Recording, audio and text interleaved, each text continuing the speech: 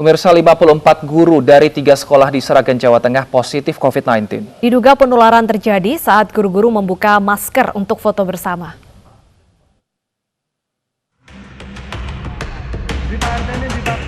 Klaster-klaster baru COVID-19 terus bermunculan di Sragen, Jawa Tengah. Baru-baru ini 3 sekolah menjadi tempat penularan COVID-19. Dari 72 guru yang diswab, 54 guru positif COVID-19 dan kini diisolasi di Teknopark Sragen. Salah satu guru menduga penularan terjadi saat membuka masker untuk foto bersama. Selain klaster sekolah yang diisolasi di Teknopark Sragen juga berasal dari klaster keluarga. Umumnya yang dirawat merupakan pasien tanpa gejala.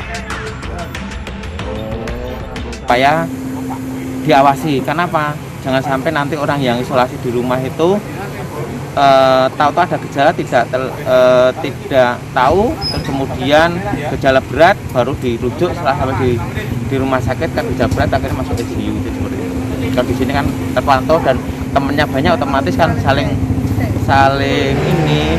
Ya. Ruang isolasi Teknopark masih bisa menampung 100 pasien positif lagi. Dari Sragen, Jawa Tengah, Joko Piroso, iNews melaporkan.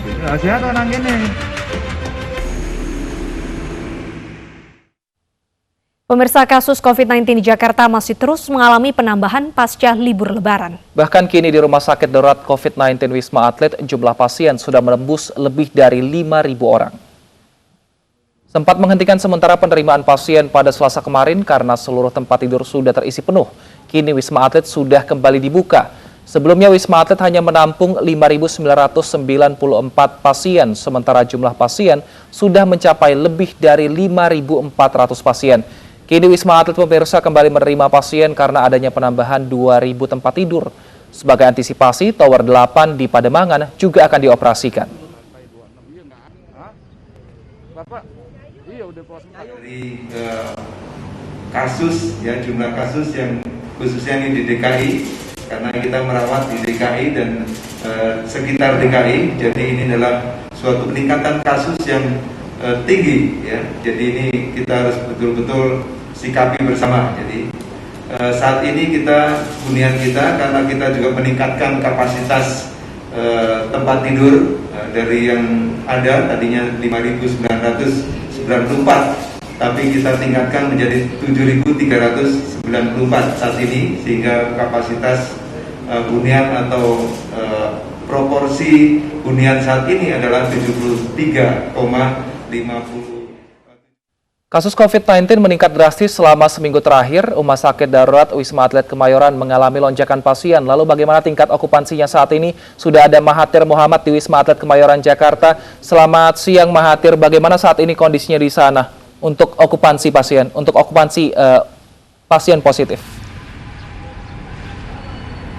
Ya, selamat siang Wisan. Untuk okupansi dari pasien positif atau lonjakan yang terjadi di Rumah Sakit Darurat Wisma Atlet Kemayoran, Jakarta Pusat ini memang mengalami peningkatan. Menurut data kami terima sendiri bahwa dari tanggal 15, berarti kemarin sore, hingga pukul 6 pagi tadi, 16 Juni 2021, ini kurang lebih sebanyak pasien yang sudah masuk ke Wisma Atlet, yaitu adalah 484 pasien. Ini sudah masuk ke Wisma Atlet Kemayoran, Jakarta Pusat atau Rumah Sakit Darurat COVID-19 Wisma Atlet Kemayoran. Dan juga menurut data yang kami terima, ini per tanggal 16 Juni memang sejauh ini ada 4 tower, Wilson, dan data yang diaktifkan atau dioperasikan untuk merawat pasien. Ini ada tower 4, tower 5, tower 6, dan tower 7. Untuk keempat tower ini, apabila dijumlahkan jumlah kasurnya, saat ini kasur yang sudah terpakai itu sebanyak 7.394. Sedangkan pasien yang saat ini sedang dirawat di Rumah Sakit Darurat Wisma Atlet Kemayoran, Jakarta Pusat ini sebanyak 5.551 pasien. Berarti ini kurang lebih hanya tersisa 1.843 kasur dari 4 tower yang saya sebutkan tadi di awal. Jadi memang ini hanya kurang lebih 1.000. Kalau dipresentasekan dalam persen, ini bed yang terpakai dari 100%, ini sudah terpakai 75%. Sedangkan untuk sisa bed ini hanya tersisa 24,93% saja.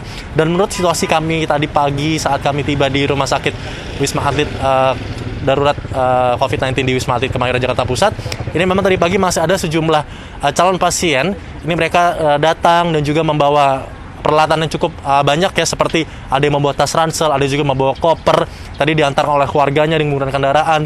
Ini mereka akan masuk ke beberapa tower yang akan nanti diarahkan. Mereka nantinya diarahkan dulu ke unit gawat darurat untuk dicek lebih lanjut apakah mereka mempunyai gejala atau tidak. Tadi pun kami juga sempat melihat ada beberapa keluarga yang memang tidak bisa mengantarkan langsung karena ada satu keluarga dan juga satu orang yang harus masuk ke dalam ke Wisma Atlet Kemayoran Jakarta Pusat. Dan juga menurut data yang kami terima ini dari Dinas Kesehatan DKI Jakarta, kalau untuk peningkatan dari tanggal 6 Juni hingga berarti hari ini 16 Juni memang mengalami peningkatan 10 hari terakhir. Kalau tanggal 6 Juni itu 11.500, namun di tanggal hari ini itu 19.244 pasien mengalami gejala COVID-19. Sementara itu kembali ke Wilson dan Deta.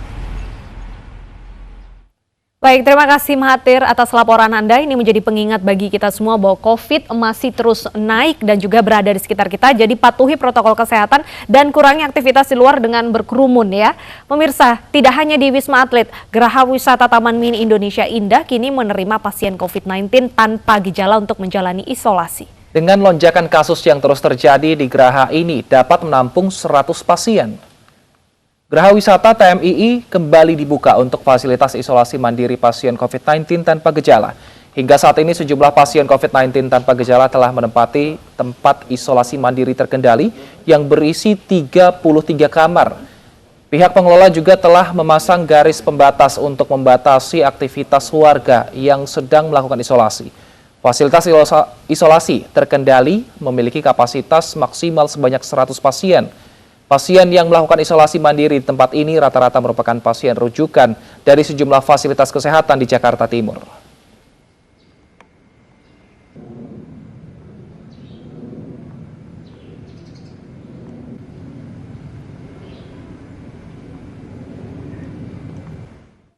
Sementara itu pemirsa, Presiden Joko Widodo meninjau pelaksanaan vaksinasi COVID-19 bagi pelaku sektor jasa keuangan di tenis indoor Kompleks Gelora Bung Karno, Senayan, Jakarta. Didampingi Menteri Keuangan, Gubernur Bank Indonesia, dan sejumlah pejabat lainnya, Presiden Joko Widodo meninjau pelaksanaan vaksinasi COVID-19 bagi ribuan pelaku sektor jasa keuangan di Kompleks Gelora Bung Karno, Senayan, Jakarta. Di sela kunjungan Presiden menekankan pentingnya percepatan vaksinasi untuk seluruh sektor dan lapisan masyarakat Indonesia. Hal ini penting untuk menekan angka penyebaran dan penularan COVID-19 yang belakangan meningkat signifikan. Dalam sepekan ini, pemerintah akan menargetkan 100.000 pelaku jasa sektor keuangan yang akan divaksin. Pemerintah juga menargetkan vaksinasi COVID-19 bisa mencapai 1 juta dosis dalam 1 hari.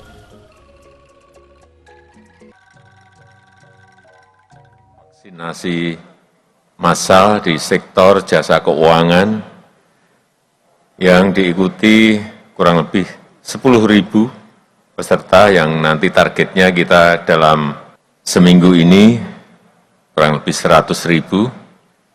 Kita lakukan ini dalam rangka mempercepat vaksinasi dan kita harapkan juga segera terbentuk herd immunity, terbentuk kekebalan komunal, dan kita berharap kecepatan ini bisa dilakukan di sektor-sektor yang lain. Pemirsa, puluhan warga di kota Jambi ditipu saat membeli daging murah untuk Lebaran bulan lalu. Daging yang dijual ternyata daging babi. Ainus Siang akan kembali usai jeda dengan informasi selengkapnya.